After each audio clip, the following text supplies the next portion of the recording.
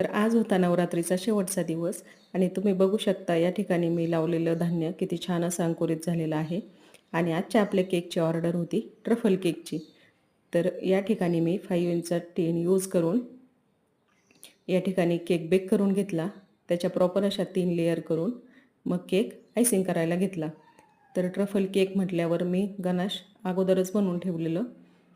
कारण काय होतं ना, मला ही केकची ऑर्डर सकाळी सकाळी द्यायची होती आणि त्यासाठी ट्रफल अगोदर आपल्याकडं असणं गरजेचं असतं.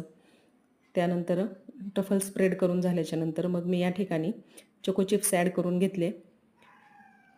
जितकं जास्त प्रमाणात त्यात चॉकलेट, चोको चिप्स आपण ॲड करतो, तितकं या ट्रफल केकची टेस्ट रिच लागते.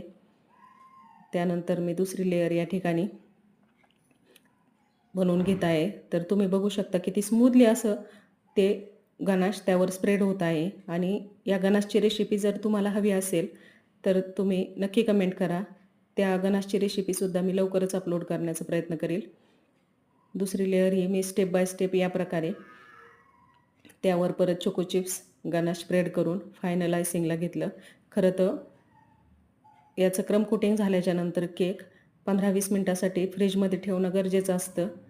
मग तो छान सेट होतो आणि नंतर आपल्याला फायनल आयसिंगला सोपं जातं.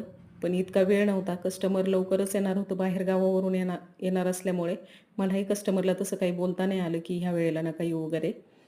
त्यामुळे मी लवकरच तो केक बनवायला घेतला. आणि अशा प्रकारे या केकचं फायनल आयसिंग इथे मी करून घेतलं. आणि त्यानंतर तुम्ही बघू शकता केकचा लूक असा झाला होता.